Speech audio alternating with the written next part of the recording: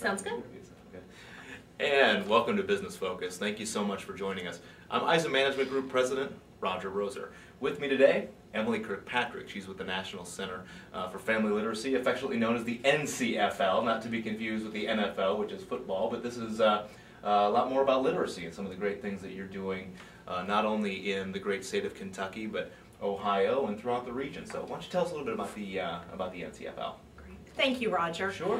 NCFL operates literacy programs and activities throughout the country. We are the organization that brings parents and children together to learn and to create a new cycle of household learning and family progress and economic success that lasts from generation to generation. Sure. I mean, it all starts there. If you can't read, nothing really else can be built upon. I mean, this is a very basic stepping stone that has to be accomplished. You're exactly right. Reading and literacy represent the most basic and fundamental skill a citizen can have in the United States. But beyond that, the family represents the place where learning really begins. You know, a parent really nurtures a child's interest in learning and the educational process, and the home is fundamentally the first school. Sure. What was I reading in some of your materials? Something like, was it 3 million or 30 million? What was the 30 million?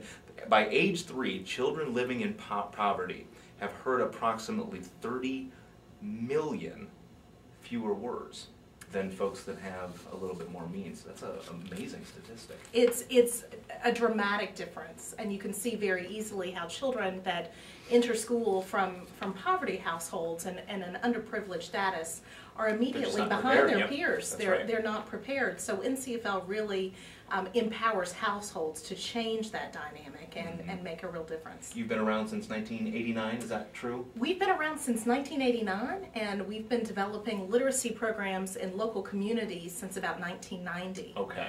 With Toyota and their $37 million of corporate support, we now have 240. Wow. 37 million. Yes, we now have 240 literacy sites in 47 cities across the country. That's wonderful. And based in the beautiful city of Louisville, Kentucky, is that true? That's right. It's nice to have a fellow bluegrassian here with us on the show. You know, and one of the things, you're up here in Greater Cincinnati today. Our studios are in Newport, Kentucky. And one of the things that you're working with is developing community relations and sponsorship programs with your marketing partners. Can you tell us a little bit about that and those opportunities? Yes, NCFL has a rich tradition of corporate partnerships led by Toyota. Yes. Their legendary support of NCFL, and they've really guided the development of the organization, helping us with planning and executive training, human resource development, as well as public relations. So they've helped NCFL develop a very firm support. And with them, we've built not only a robust organization, but many different initiatives and projects that are funded by corporate sponsors, such as Verizon Communications. That's right. UPS is also part of your group. UPS, so Dollar General. That's great. Yes, we've got some great corporate sponsors, and with them all, we're forging new territory, looking with Verizon at technology and learning in the 21st century and what really can be opened up there. I encourage everyone to log on to thinkfinity.org and look at the free resources we've built. Thinkfinity.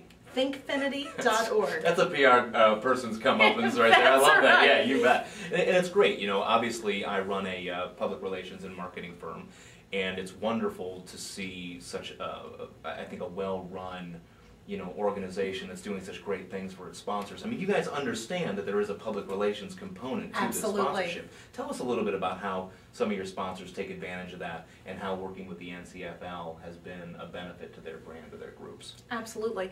We work hand in hand with our corporate partners, peer to peer. Yeah. NCFL keeps track of the latest emerging practices. We're reading business publications all the time so that we can really work with our corporate partners as an equal peer. We elevate the brand and the philanthropic image of corporations by doing great work, establishing fabulous programs, and then also getting the word out in local communities where we're doing the great initiatives and work.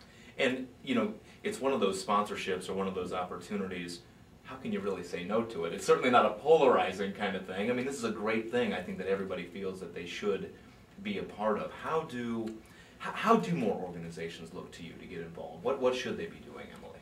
Well, first of all, logging on to Think NCFL's Fit Me or website, NCFL, right? Yep, absolutely. famlit.org, and calling and talking to us. We absolutely need more funds, resources, and advocates at the local, regional, and national level to support literacy so that we can literally touch as many families as we possibly can. So there are abundant opportunities. But we approach every relationship and each initiative in a very tailored and specialized way, looking at what we can do to get the word out among particular audiences that NCFL cares about, as well as the corporation. Right. And why do you think it is such a benefit to businesses to adopt a philanthropy or to adopt some kind of community relations program? I think it's absolutely necessary in the 21st century. Sure. This country has so many challenges and also opportunities, and the independent sector absolutely provides the means to achieve progress. Corporations in the United States are also expected to be great corporate partners and citizens and so on.